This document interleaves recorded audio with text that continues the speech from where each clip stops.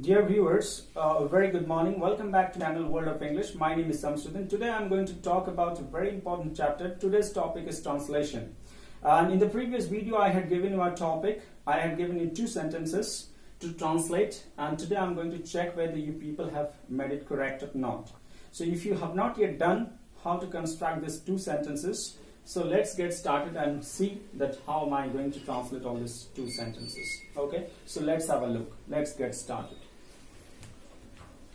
তো বন্ধুরা, আমি গত ভিডিওতে আমি তোমাদের বলেছিলাম যে এই দুটো সেন্টেন্স আমি হোমওয়ার্কের জন্য দিয়েছিলাম। তো তোমরা কি রকম ভাবে করেছো আমি জানি না, সেই জন্য আমি এটা তোমাদের জন্য আরেকবার করে দিচ্ছি যাতে করে তোমাদের সুবিধা হয়। যদি তোমরা লিখে থাকো তাহলে তোমরা ম্যাচ করে নাও, মিলিয়ে নাও, আর যদি না লিখে থাকো তাহলে দেখে নাও কিভাবে সেন্টেন্সটা আমি ট্রান্সলেট করি। তো যাই বা হোক, আগামীকাল যদি কলকাতা যাই, যদি আমি কলকাতা যাই তাহলে আমি তোমার বইটা অবশ্যই এনে দেবো। এটা আমাদের প্রিভিয়াস ভিডিওতে হোমওয়ার্ক ছিল। তো এটা আমি কারেক্টলি কিভাবে আমি ট্রান্সলেট করতে পারি সেটা দেখো। আগামীকাল, tomorrow, যদি আমি কলকাতা যাই, if I will go to Kolkata, go to Kolkata, আগামীকাল যদি আমি কলকাতা যাই, tomorrow if I will go to Kolkata, then টা এটা কি বলতো, then টা হলো কনজাংশন। then দিয়ে আমি সেন্টেন্স দুটোকে যোগ করছি, তাহলে আমি তোমার বইটা অবশ্যই এনে দেব। then I will certainly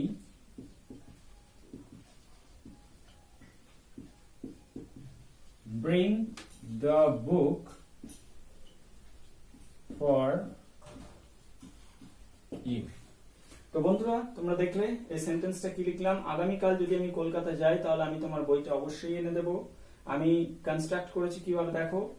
tomorrow মানে আগামীকাল, যদি আমি কলকাতা যাই তাহলে ইংরেজিতে হলো if I will go to Kolkata, তাহলে মানে দেন আমি তোমার বইটা অবশ্যই এনে দেব। I will certainly bring the book for you. ঠিক আছে, tomorrow if I will go to Kolkata, then I will certainly bring the book for you. হয়েছে? যারা লেখনি তারা লিখে নিতে পারো, নোট করে নাও, আর যারা লিখেছো তারা একটু মিলিয়ে নাও তোমাদের সঙ্গে আমার সেন্টেন্সটা ঠিক মিলেছে কিনা। ঠিক আছে, নেক্সট যে সেন্টেন্সটা আমি দিয়েছিলাম গত ভিডিওতে হোমওয়ার্ক হিসাবে, সেটা এই সেন্টেন্সটা ছিল, এই পুকুরে কাপড় কাচা নিষিদ্ধ।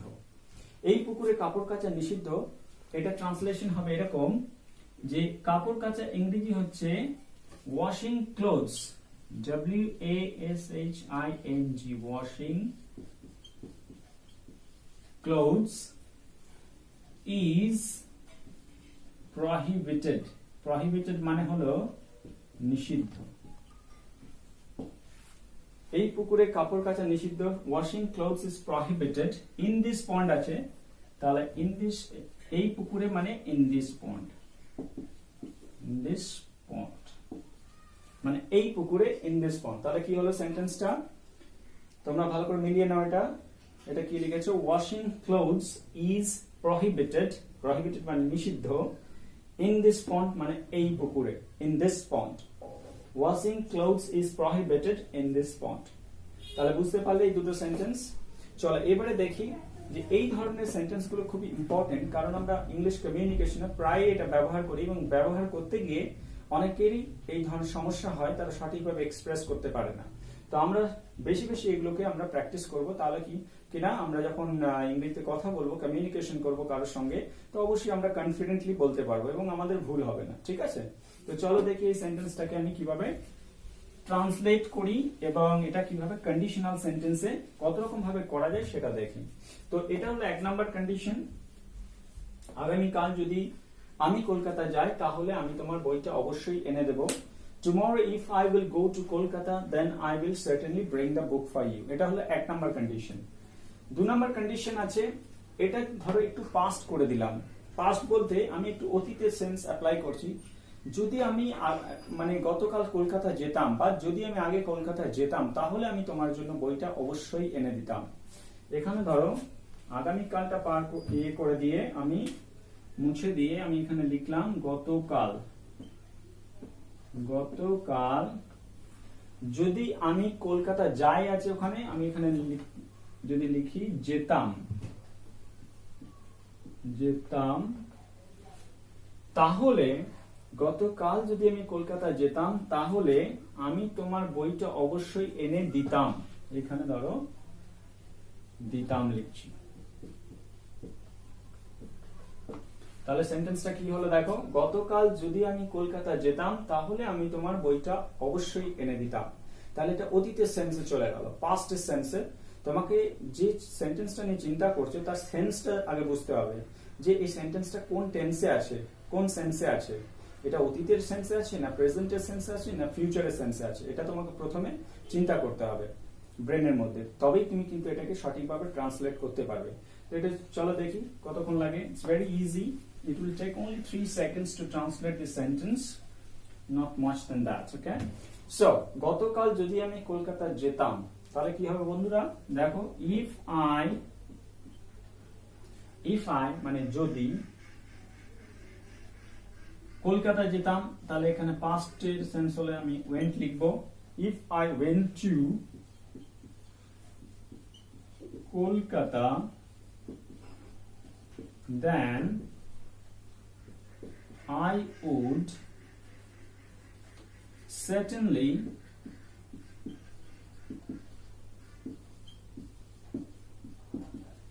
bring the book for you. বন্ধুরা ভালো করে লক্ষ্য করো, যদি আমি কলকাতা যেতাম তাহলে আমি তোমার বইটা এনে দিতাম। এখানে এই গতকালটা যেহেতু বাংলাতে লেখার সময় আমরা আগে লিখি, এখানে ইংরেজিতে তুমি পরে দিতে হবে, সময়টা সবসময় পরে দিতে হবে, পরে লিখতে হবে। তাহলে কি হলো, if I went to Kolkata then I would certainly bring the book for you.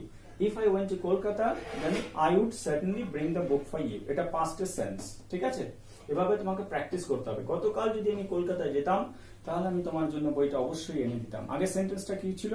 আগের সেন্টেন্সটা ছিল যে যদি আমি কলকাতায় যাই, আগামীকাল যদি আমি কলকাতা যাই তাহলে আমি তোমার বইটা অবশ্যই এনে দেব।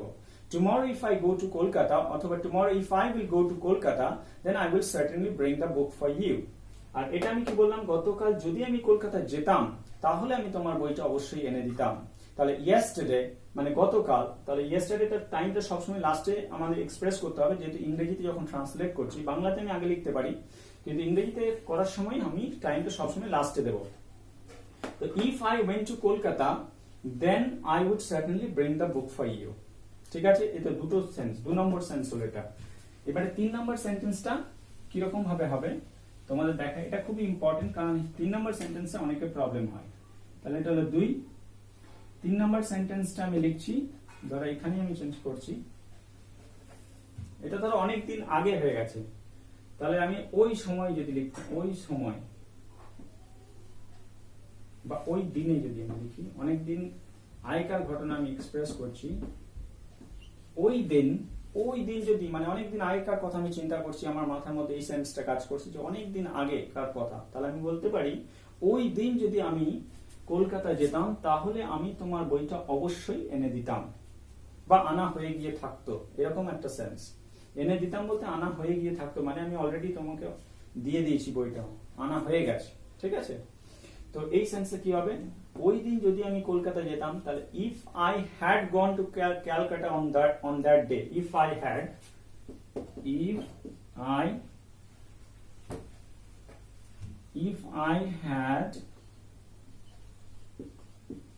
gone to Kolkata, then এই দেনটা কনজাংশন, সেন্টেন্সটা আমি যোগ করছি যেহেতু দুটো সেন্টেন্স আছে। if I had gone to Kolkata then I would have brought,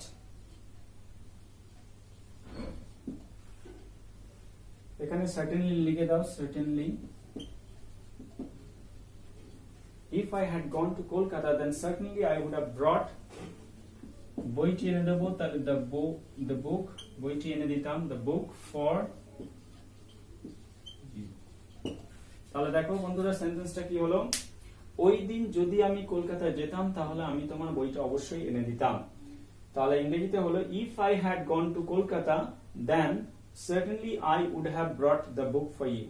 তাহলে সেন্টেন্সগুলো একটা মিল লক্ষ্য করো। প্রথমে আমি বলেছিলাম যে আমি যদি কলকাতা যাই আগামীকাল, বা আগামীকাল যদি আমি কলকাতা যাই, তাহলে অবশ্যই আমি তোমার বইটা এনে দেব।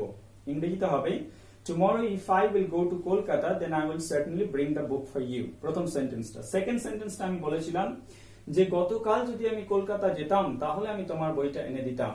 yesterday if I went to Kolkata then I would bring the book for you। দেখো কিরকম চেঞ্জ হচ্ছে, প্রথমে ছিল will, তারপরে হলো would। এখানে দেখো ওই দিন যদি আমি কলকাতা যেতাম তাহলে তোমার বইটা অবশ্যই এনে দিতাম। এটা অনেক আগেকার সেন্স তোমার ব্রেনে থাকতে হবে, বহুদিন আগে ঘটনাটা ঘটে গেছে, পরবর্তীকালে তুমি কাউকে হয়তো বলছো যে জানো তো ওই দিন যদি আমি কলকাতা যেতাম তাহলে তোমার জন্য বইটা অবশ্যই এনে দিতাম।